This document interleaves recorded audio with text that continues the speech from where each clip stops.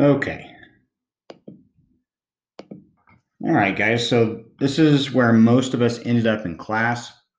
I'm recording this on our snow day Thursday. Some of you will probably be watching it today. Some of you will probably be watching it closer to this weekend. And so, if you remember, on Monday, we were talking about the 1920s, and we started getting into what is kind of known as the new era. This time after that post-war kind of World War I backlash. Now the 20s are roaring, and so we're going to talk about some of those things that are really big kind of cultural changes and shifts, and some of the things that are impacted as a result of this. Now, remember, at the heart of change in the United States at this time is the Industrial Revolution. By the 1920s, the Industrial Revolution, or what we kind of referred to as the Second Industrial Revolution, is in just high gear. We are quickly becoming one of the largest producers of everything from steel, textiles, and then, of course, in the 1920s, we'll see things like the automobile. Some of the new technology, and I'm not going to go over every single kind of technology that was created during this time, but some of these technologies break down into categories. And so things like household technologies. So things like the vacuum cleaner, the electric refrigerator, the telephone, even in the home, the radio in the home. These are things that are going to really change people's lives. The telephone is going to be big in both the home and business. If you are a business owner, now you can communicate with your supply chain, maybe several states away, and this can make your business more efficient. So the telephone, the radio, we're going to see. The radio really starts in the early 1900s, but by the 1920s, now we're starting to see what's called modulation. And modulation enables you to transmit voices. It's also going to be kind of the same technology that's used in something like television. But the 1920s is really the great expansion era or decade of in-home radios. And you're going to see, different shows that are going to appear on this. Even movies, like moving movie pictures are going to start increasing during this time. You guys watched one in class about industrial times with Charlie Chaplin. By the end of the 1920s, we're going to get what are called talkies. The Jazz Age with Al Jolson will be the first talkie. And what we mean by that is just the first time that there are voices in moving movie pictures. We talked about the airplane. Really at this time, the airplane is in its infancy. We're going to see by the late 1920s and early 1930s, we're going to get our first solo flights across the Atlantic, first by Charles Lindbergh from basically New York to Paris, and then Amelia Earhart. And Amelia Earhart's story is kind of sad because, she was trying to go around the world, and she took off from Papua New Guinea, and I think it was 1932, and she ends up getting lost out at sea, and they've never recovered her, her plane, her wreckage. But we this is a great decade of technological innovation, and probably the capstone or the crowning achievement is the mass production of the automobile. Now, the automobile is being produced as early as commercially, probably the late 1880s, early 1890s. But really, the American automobile really starts with Henry Ford in the early 1900s. And Henry Ford, his goal was to make the automobile, which at that time was available only to the wealthy, to get into the hands of every middle-class American. And he knew that if he was able to bring the price down, he could actually sell a lot more. And that's a good motto for the industrial age, is this idea of achieving economies of scale, being as efficient as you can, cutting your costs. And that means, like specializing labor. He hired efficiency experts to figure out how to take complex jobs and make them simplified jobs that you could teach anyone, which means you could pay them very little. and then put it on an assembly line so it's super efficient, super fast. And so when he started making the Tin Lizzie, the Ford Model T, in the early 1900s, the thing was probably about $900, close to $1,000. And by our era, the mid 1920s, the price has been brought down to a couple $100. And you combine that with easy credit that is going on, where banks are handing out loans for very little money down. That made it very easy for middle class Americans whose wages were rising anyways to be able to put down payments on and afford an automobile. And so we start to see an expansion of roads being built within states. We start to see all sorts of sectors being impacted by the automobile. So if you kind of take a look at this, there's Henry Ford. He's just sitting there in his little open air wagon there. The automobile, kind of like the railroad, whatever the railroad did in the 1800s, we're going to see the same impact on the economy by automobiles in the 1900s. And so it becomes a catalyst for other industries. So, steel for the frame of the vehicle, rubber for things like the tires. Oil is going to be not only for the lifeblood of the engine, but also we will learn to refine crude oil into gasoline. And so combustion engines are going to begin to take over and really eclipse steam engines. Road building, construction. As you have this automobile, it is for middle class Americans and wealthy Americans. Now you can live farther away from the city center. Now the city center is where most of the goods and services are, entertainment, that kind of stuff. So you still want to live reasonably close to the city center. But now with the automobile, it gives you the freedom, as the government was willing to start building roads to connect the suburb areas. And we're going to really see this take off after World War II. But this is where it starts to begin, where affluent people are going to move out, at least outside of the city center. And then that's going to create construction jobs for housing, for roads, all sorts of stuff. Glass, then you're going to need mechanics, people to fix the vehicles. So all sorts of what we would call ancillary industries that have kind of attached themselves to the automobile. And then, of course, tourism, marketing, advertising. Hey, come visit our part of the country. Come on Route 66. That kind of stuff. So lots of industries touched by the automobile.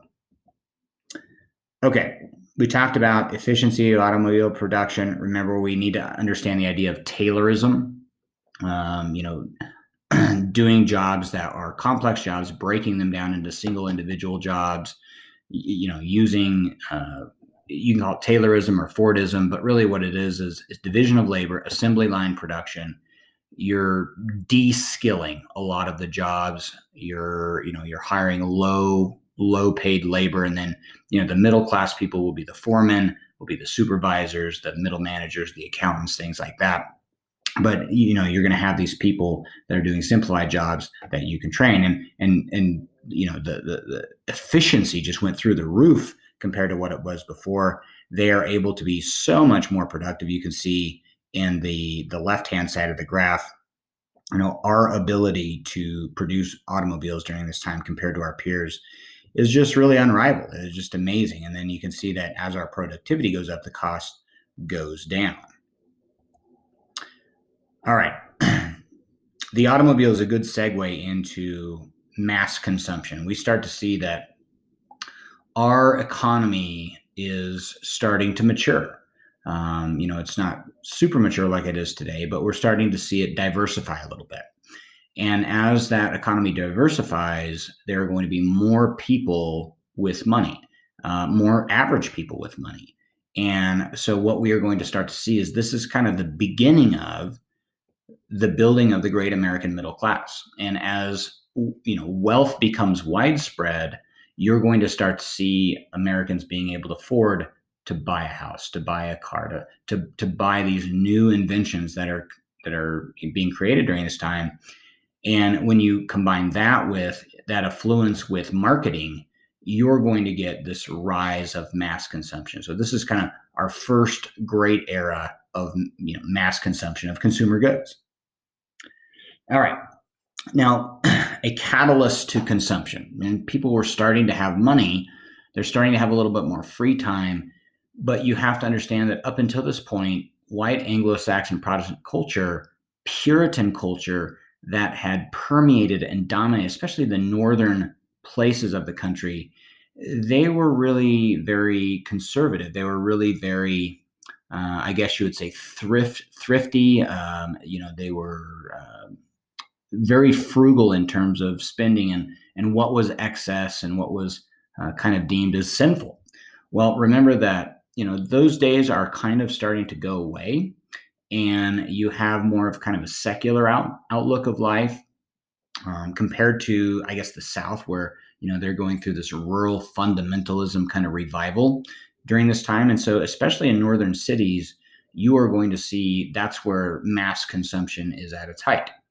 And during World War I, people became very adept at using information and propaganda to get people to have their minds kind of shaped. And they learned those lessons well. And by the 1920s, we're starting to see, on things like Wall Street and Broadway and Fifth Avenue, where we have kind of the center of advertising, we're going to see that culture start to change.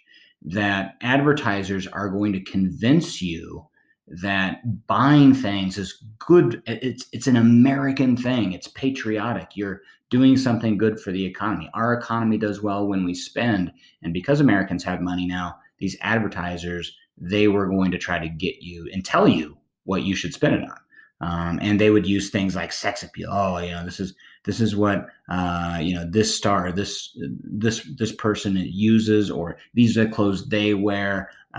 Celebrity endorsements. Here you have Babe Ruth endorsing underwear, and then you have peer pressure. Hey, what we call in the 1950s that keeping up with the Joneses attitude of, I see my peers that are in my socioeconomic class, and they've got a new vacuum. So, wow, that's really cool. And they seem to be really happy and feel good about themselves. I want to feel that way. And so I'm going to do the same thing. And so I'm going to purchase these items as well. So advertising really kind of leads to this cultural shift of that we really, embrace today still, which is, I need to have this because this will make me cool, or this will make me fit in with my peers. Or this is how I make myself look good by having these products that these advertisers are saying and telling me to buy. Probably the most famous book written about advertising during this time was by a guy by the name of Bruce Barton. He wrote a book called The Man That Nobody Knows. And interestingly enough, a little bit controversial, it was about Jesus. And basically in this book, he said that Jesus was probably the greatest salesman of all time. You have a common man who found 12 friends, those are the apostles, 12 friends from the bottom ranks of society, and together they basically conquered the world. Selling, their product, which in this case was Christianity. So kind of an interesting take, but an interesting way to look at it. All right, now with advertising, you have to take into consideration how effective advertisers were, not just because of things like billboards, but because of mass media. And this is something we know very well today. When you guys get onto Instagram or Snapchat, or for old people, things like Facebook, the first thing you oftentimes see is some sort of advertisement. And so this is kind of the beginning of that mass media that's able to reach a large amount of people. And this is going to shape a popular culture. If you guys want to understand when popular culture begins, it's really during the 1920s, when we start to have these industrial technological advancements that's able to mass spread ideas. And, critical to that are things like the radio, and then the invention of widely circulated newspapers and magazines. So a good example of a magazine would be Time magazine. Time magazine is kind of famous for taking all the news for a given week, and instead of reading 7 newspapers, they condense it into kind of a more terse version of weekly news. And a lot of middle class people could afford that subscription, and they would be able to read their news for the week just in a short amount of time. So you have those kind of things. McClure's, these periodicals. Reader's Digest is still around today. Reader's Digest gives you tips. We were just reading my in-laws' Reader's Digest this week, and it was giving us tips for how to get stains out of clothes and all these different little folksy things. But Reader's Digest is still around today, and that starts during this time. So those things, those early inventions of mass media, this is what starts to shape a popular culture, so that people, in Mississippi or New York or Illinois, they kind of know about the same things because they're hearing it through the same devices. All right, so remember, in terms of mass consumption, we have this growing American middle class. Industrialization is starting to diversify. We're getting kind of a spread of wealth. Standard of living, wages have gone up, especially for the middle class and the wealthy. Not as much yet for the industrial working class, although their wages are going up. They're just not growing up. This kind of uneven development in America. But we do have this big growing middle class, and they have money, and they've got a little more leisure time, and they want to do something with it. Now, you combine this with easy credit. So easy credit means that a bank or a credit card or something like that, some sort of credit device, is allowing you to do what's called installment buying. And so typically, if you wanted to do an installment, you'd go to a store, if they had a radio or a vacuum, and they just keep a record. And they'd say, okay, your vacuum is going to be $50. You're going to put a down payment of $5, and then you're going to make X amount of payments.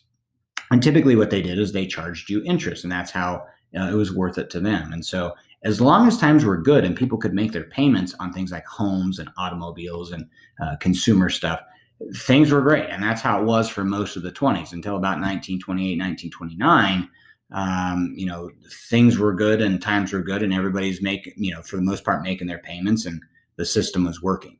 Now, once we see the economy go south, once we see things start happening where people can't make their payments, well, that's when we get panic, and eventually we'll talk about the recession and Great Depression next week.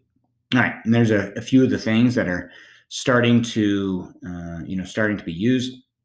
In particular, I want you guys to notice some of these things that are being used in the household: the vacuum, washing machine, refrigerators, irons.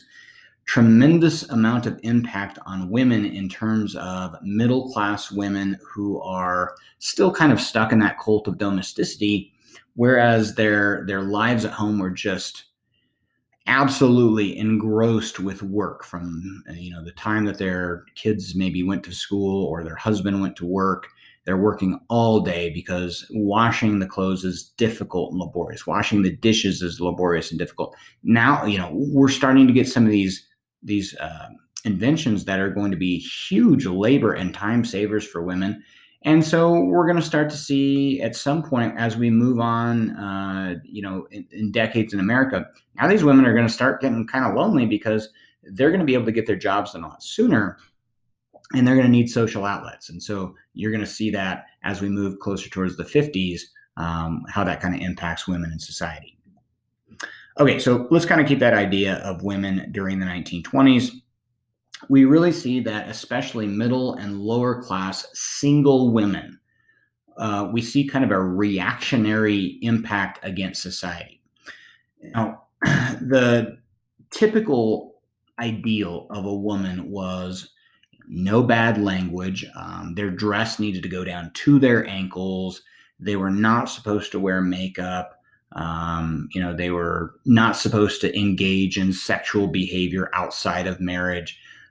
All these different things that really men didn't have to adhere to, women were expected to have this, what we call Victorian sort of model or idea.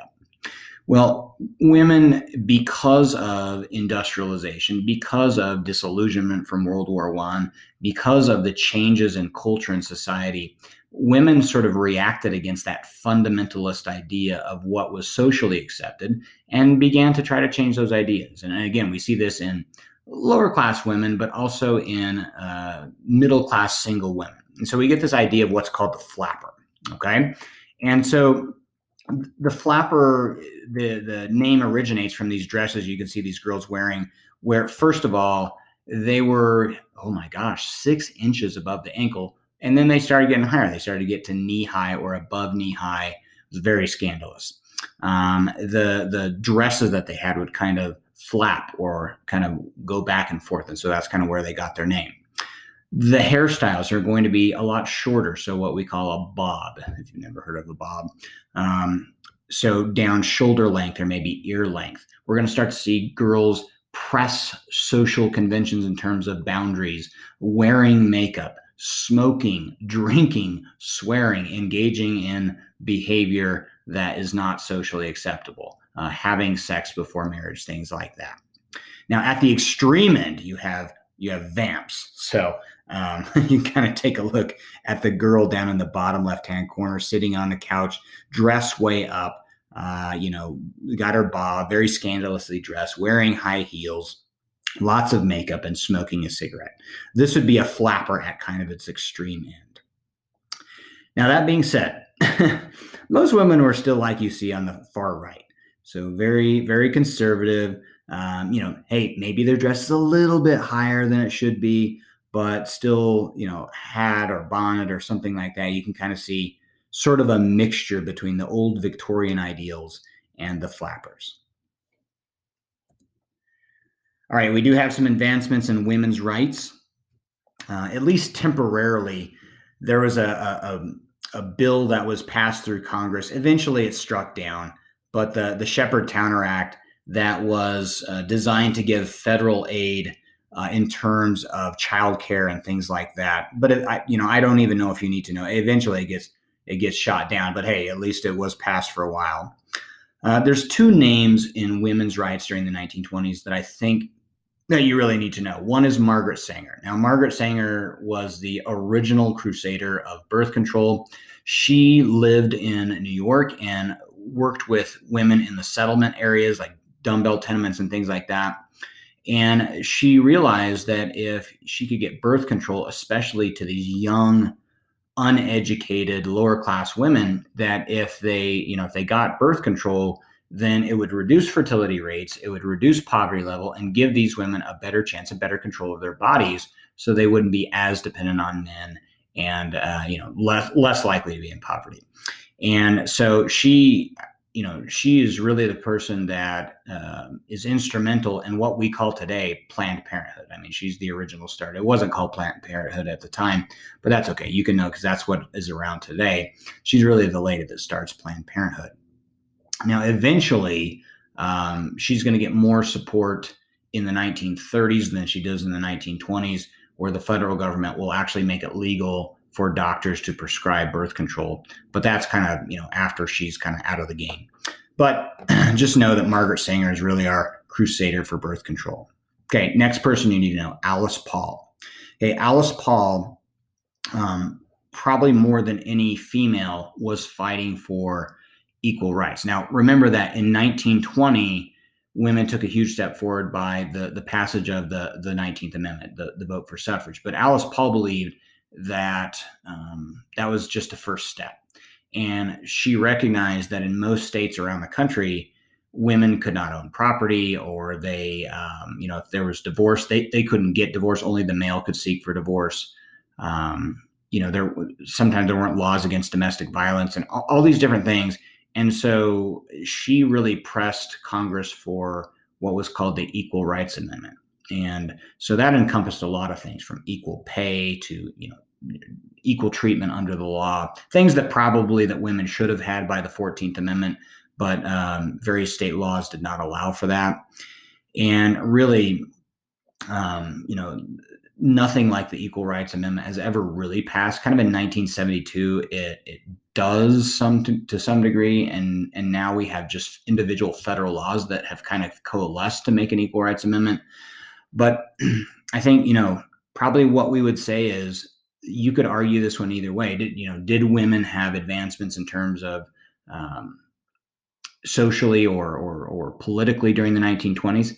Yeah, kind of somewhat. I mean, you could argue that they did. Obviously, now we've got the suffrage amendment. We've got girls that are going into the workforce, into pink collar jobs. Their wages are rising. We have more inventions that are going to help them domestically. But in terms of politically, really I would say, very little success. The Shepherd-Towner Act eventually gets struck down. The Equal Rights Amendment never actually passes during this time. You do have the National Women's Party that fought. They used a lot of civil disobedience to try to get government to pass things, but ultimately they don't have a ton of success. I would say it's more social change and more social freedom than you have political advancements. Okay, last slide here, and then I'm going to cut this one off because our video doesn't do very well when I go past about 20-25 minutes. Remember, I talked about movies and broadcasting. We have radio broadcast shows like Amos and Andy that people began to listen to on their radio every week. And again, this is what gives us a common American popular culture. This is the great birth of American popular culture during this time. Stations like NBC and CBS, they began to appear on the scene first with radio, and then later when we get to the 50s and 60s with television. Like I said, the first movie that had actual voices in it was Al Jolson and the Jazz Singer. But you had radio stations that were broadcasting on a weekly basis. Hollywood, I would put down, this is kind of the great era in which Hollywood becomes a major player in popular culture. This is where we start to see the movie industry start to agglomerate in the Los Angeles area in what we now call Hollywood, and what they called at that time Hollywoodland. Okay, so I'm going to stop off there, and then I will start the next one with the era of heroes.